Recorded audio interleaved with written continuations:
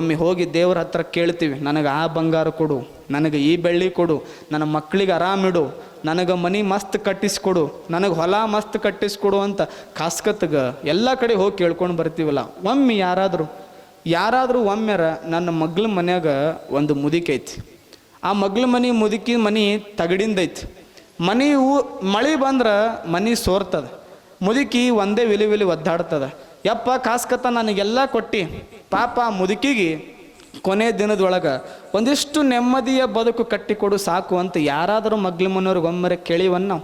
ಸಾಧ್ಯನೇ ಇಲ್ಲ. ಏನು ಕೇಳಿವಿ? ನಾ ಚಲೋ ಮನೆ ಕಟ್ಟಿಸಿಲ್ಲ, ಮಗ್ಳ ಮನೆಯವ್ರು ಚಲೋ ಮನೆ ಕಟ್ಟಿಸ್ಯಾರ, ಹೆಂಗಾರ ಮಾಡಿ ಮರುದಿನ ಒಗದ ಬಿಡೋದು ಮ್ಯಾಗ. ಗೊತ್ತಾಗುತ್ತಲ್ಲವ ಮೊನ್ನೆ ಇವು ಭಾಳಾಗ್ಯಾವ. ಆ ಲಿಂಬೆಹಣ್ಣು ದೇವ್ರು ಎದಕ್ಕೆ ಸೃಷ್ಟಿ ಮಾಡ್ಯಾನವ? ಒಂದಿಷ್ಟು ಟಯರ್ಡ್ ಆಗದಾಗ, ವಿಶ್ರಾಂತಿ ಬೇಕಂದಾಗ ಅದೊಂಚೂರು ಹೋಳಿ, ಅದಕ್ಕೊಂಚೂರು ಉಪ್ಪ, ಒಂಚೂರು ಸಕ್ಕರೆ ಹಾಕಿ ಕುಡಿದ್ನಿ ಅಂದ್ರೆ ಮನುಷ್ಯಾಗ ಸಮಾಧಾನ ಆಗ್ತೈತಿ. ಇದಕ್ಕೆ ಲಿಂಬೆಹಣ್ಣು ಸೃಷ್ಟಿ ಮಾಡ್ಯಾನ.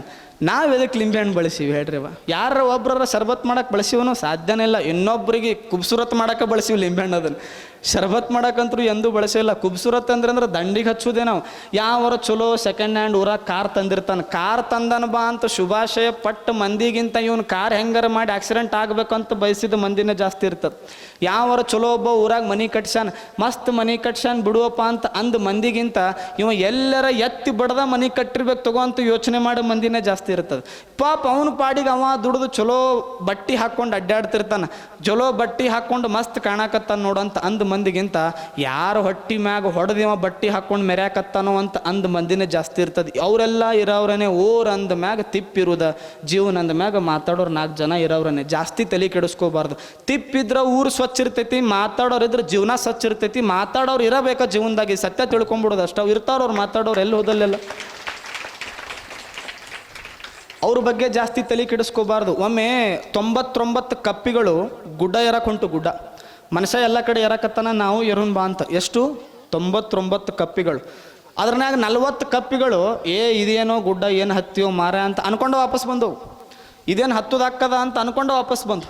ಇನ್ನು ಉಳಿದ 40-59 ಕಪ್ಪಿಗಳು ಇದನ್ನು ಹೆಂಗಾರ ಮಾಡಿ ಹತ್ತಬೇಕಂತ ಯೋಚನೆ ಮಾಡಿ ಹೊಂಟು. ಅದ್ರನ್ಯಾಗ ಇದ್ದ ಇನ್ನು 40 ಕಪ್ಪಿಗಳು ಅವ 40 ಇಳಿದಿದ್ವು ಅಲ್ಲ ಕೆಳಗೆ, ಅದನ್ನ ನೋಡೇ ವಾಪಸ್ ಇಳಿದು ಅವು ಕೆಳಗೆ. ಅವಕ್ಕೆ ಆಗಲ್ಲ ಅಂತ ಇಳ್ದಾವಂದ್ರೆ ನಮ್ಮ ಕೈಯಿಂದ ಏನು ಸಾಧ್ಯ ಇತ್ತೋ ನಾವು ಇಳಿಯುಂಬ ಅಂತ ಅವು 40 ಇಳಿದು. ಇನ್ನು ಉಳಿದಷ್ಟು 19 ಕಪ್ಪಿ ಅಷ್ಟೇ. 19 ಕಪ್ಪಿ ಹತ್ಕೊಂತ ಹೊಂಟು. ಕೆಲವೊಂದಿಷ್ಟು ತೇಕಿ ಬರಾಕತ್ತು, ಕೆಲವೊಂದಿಷ್ಟಕ್ಕೆ ನೀರಡಿಕೆ ಹಾಕತ್ತು. ಇದು ನಮ್ಮ ಕೈಯಾಗ ಆಗೋದಿಲ್ಲ ಬಾ ಅಂತ ಇನ್ನು ಉಳಿದ 18 ಕಪ್ಪಿಗಳು ಕೆಳಗೆ ಇಳಿದೇ ಬಿಟ್ಟವು. ಕೆಳಗೆ ಇಳಿದಿವು. ಓಸು 98 ಕಪ್ಪಿಗಳು ಒಂದು ಕಪ್ಪಿಗೆ ಹೇಳಕತ್ತಾವು, ಆಗೋದಿಲ್ಲಲೇ ಕೆಳಗೆ ಬಾ ಅಂತ ಒದರಾಕತ್ತಾವು. ನಿನ್ನ ಕಡೆಯಿಂದ ಆಗೋದಿಲ್ಲ, ನೀರು ಕುಡಿತೀವಿ ನಾವೇ, ಸತ್ತು ಹೊಕ್ಕಿಯಲ್ಲಿ ಮ್ಯಾಗ ಹತ್ತೋದಾಗೋದಿಲ್ಲ, ಕೆಳಗೆ ಬಾ ಅಂತ 98 ಕಪ್ಪಿಗಳು ಒದರಾಕತ್ತಿದ್ದು.